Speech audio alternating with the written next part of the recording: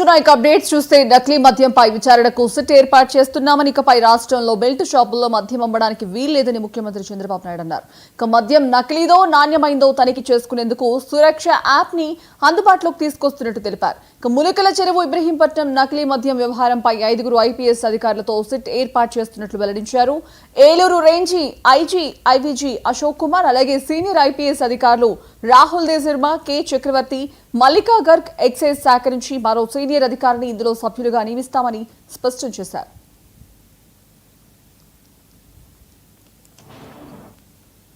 నకిలీ మద్యంపై సిట్ విచారణలో అన్ని విషయాలు బయటపడతాయన్నారు.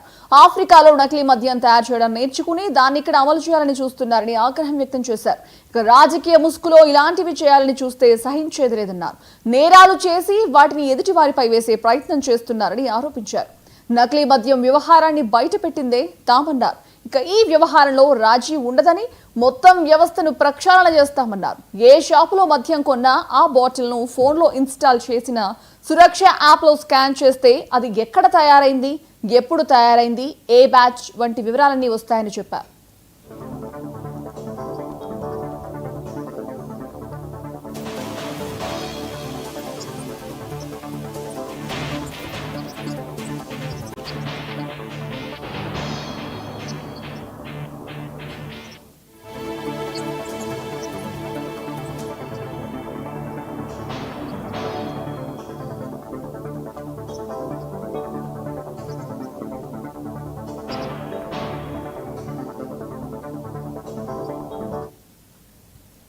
ఒకవేళ అది నకిలీదైతే ఎర్రర్ వస్తుందని వెంటనే ఆ వివరాలు తెలుస్తాయని పేర్కొన్నారు. మద్యం షాపుల యజమానులు ముందే తమ వద్దకు వచ్చిన బాటిళ్లను చెక్ చేసుకుని అమ్మేలా ఈ యాప్ ను వృద్ధి చేశామన్నారు. నేటి నుంచి మద్యం వినియోగదారులకు ఈ యాప్ అందుబాటులో ఉంటుందని, మద్యం షాపుల వారికి 16వ తేదీ నుంచి యాప్ అందుబాటులోకి వస్తోందన్నారు. ఈ వ్యవస్థ ద్వారా మద్యం ఇకపై షాపుల్లో మాత్రమే అమ్మే అవకాశం ఉంటుందని, బెల్ట్ షాపులు ఉండవన్నారు. ఇక బెల్ట్ షాపుల్లో అమ్మితే బెల్ట్ తీస్తామని హెచ్చరించారు. నకిలీ మద్యం వ్యవహారంపై జగన్ శివరాజకీయాలు చేస్తున్నారన్న ఆయన తండ్రి చనిపోతే 5 ఏళ్లు శివరాజకీయాలు చేశారని విమర్శించారు.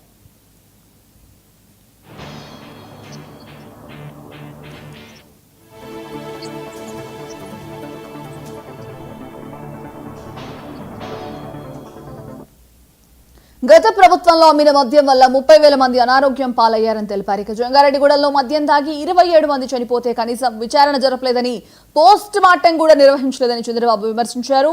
అలాంటి వాళ్ళు ఇప్పుడు రాజకీయాలు చేస్తూ వేరే కారణాలతో చనిపోయిన వారిని నకిలీ మద్యం వల్ల మరణించారని ప్రచారం చేస్తున్నారన్నారు. ఇక ఈ వ్యవహారాన్ని సిబిఐకి ఇవ్వాలని అంటున్నారని, ఇలా వేస్తే 10-11 ఏళ్లు కాలక్షేపం చేయవచ్చని భావిస్తున్నారని పేర్కొన్నారు.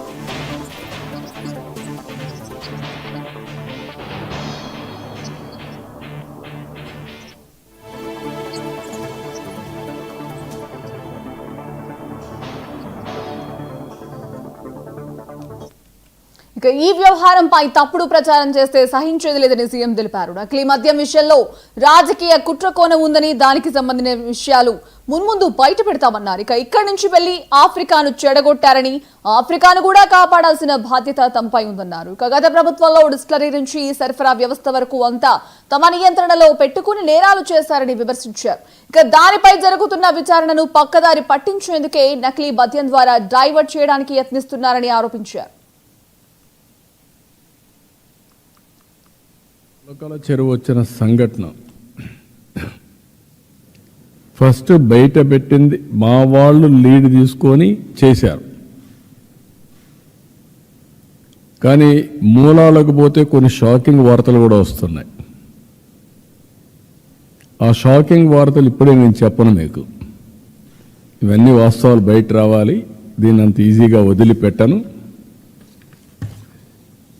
ఇవి చూసిన తర్వాత నాకు అనిపించింది, దీన్ని ఒక సిట్ వేసి టోటల్గా ప్రక్షాళన చేయడానికి ముందుకు పోవాల్సిన అవసరం ఉంది.